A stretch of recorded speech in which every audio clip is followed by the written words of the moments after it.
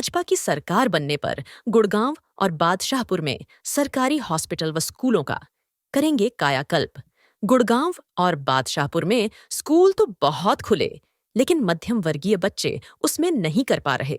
शिक्षा ग्रहण महंगे स्कूलों से निजात दिलवाने के लिए सरकारी स्कूलों को बनाएंगे बेहतर, जिसमें हर वर्ग बेहतर शिक्षा ले सकेगा।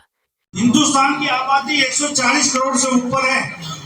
जिन देशों की आबादी लाखों में है या करोड़ से भी कम है, वो भी विकसित राष्ट्र कहला रहे हैं। हमारा इतना बड़ा राष्ट्र जिसमें 280 करोड़ के आसपास हाथ होंगे, वो कितने नंबर पे आता है? अगर युवा पढ़ा लिखा होगा तभी होगा बेहतर समाज का निर्माण, यह कहना है पूर्व मंत्री राव नरबीर सिंह का।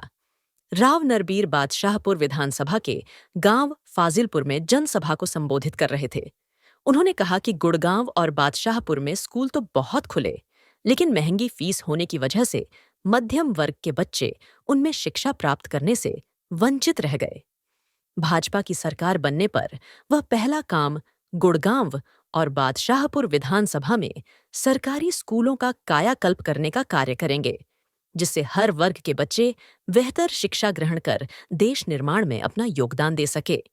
इसके अलावा सरकारी हॉस्पिटलों की भी दशा को सुधारने का कार्य करेंगे, जिससे हर किसी को बेहतर स्वास्थ्य सुविधा उपलब्ध हो सके।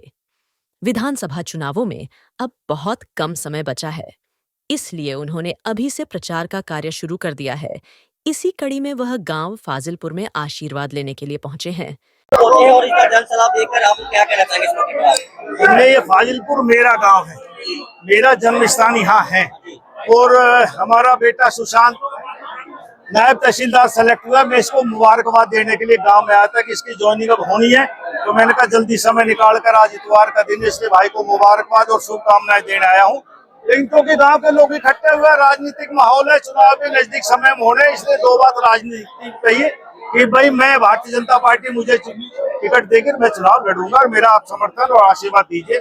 और गांव वालों ने भरपूर समर्थन और आशीर्वाद देने की कोशिश की है, कहा है। और जब मैं चुनाव लड़ता हूं तो गांव पहले भी पूरे मन तन मन धन से मेरे साथ लगता है। तो जहाँ भी आप जाते हैं, दौरे पे जाते हैं, एक ही समस्या आती है कि जो नरबीर सिंह के टाइम पर काम हुआ, अब काम नहीं हुआ, इसके ऊपर क्या कहना चाहिए? मैं मानता हूँ कि नरबीर सिंह था तो थोड़े ज्यादा काम हो रहे हैं, अब थोड़े काम कम हुए। ये अपने अपने प्रतिनिधित्व की बात होती है कि कौन आदमी कितनी कैपेसिटी रखता है काम करवाने की। तो लोगों का विश्वास है कि नरबीर सिंह के टाइम में ज्यादा काम हुआ। लोगों में ये अफवाह है कि नरबीर सिंह को टिकट नहीं मिली तो नरबीर सिंह चुनाव जरूर लड़ेंगे, चाहे आजाद में वापस। नहीं, मैंने हमेशा कहा मैं टिकट में चुनाव लड़ूंगा। हरियाणा और गुड़गांव की और बादशाहपुर की जनता ये कह रही है कि नरबीर सिंह सशक्त उम्मीदवार है और भारतीय जनता पार्टी नरबीर सिंह को नेगलेक्ट नहीं करेगी, टिकट देगी और मैं चुनाव लड़ूंगा। बादशाहपुर विधानसभा बड़ी विधानसभा है, क्या मैसेज देना चाहेंगे युवाओं को? लगातार आप मैसेज देते हैं कि आप बड़े आगे पढ़ो लिखो, आगे बढ़ो, और अपने सोशल मीडिया पे आप एक्टिव हो। मैं ये कहता हूँ कि हमारे गुड़गांव में एजुकेशन और मेडिकल का हब बढ़ गया। गरीब आदमी एजुकेशन नहीं ले सकता, हम शिक्षा में सुधार करेंगे। सरकारी स्कूलों की ऐसी व्यवस्था करेंगे कि आम आदमी, आम बच्चा जो पैसे नहीं दे सकता, वो सरकारी स्कूल में पढ़े और यूपी और एसपीएससी में टॉप करे। ऐसी व्यवस्था आने वाले समय में हम एजुकेशन के मामले में गुड़गांव में करेंगे।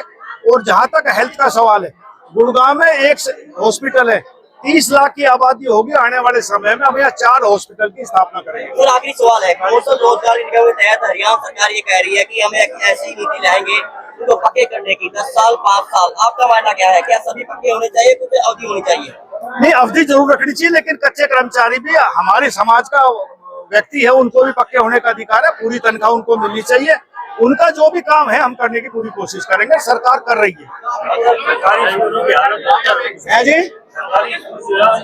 हाँ, सरकारी स्कूलों की जो हालत होनी चाहिए वो नहीं है। आने वाले समय में हम सरकारी अस्पतालों को, सरकारी स्कूलों को ऐसे बनाएंगे कि प्राइवेट सेक्टर में लोग ना जाए, सरकारी शिक्षण संस्थाओं और सरकारी अस्पताल में इलाज और शिक्षा ग्रहण करें।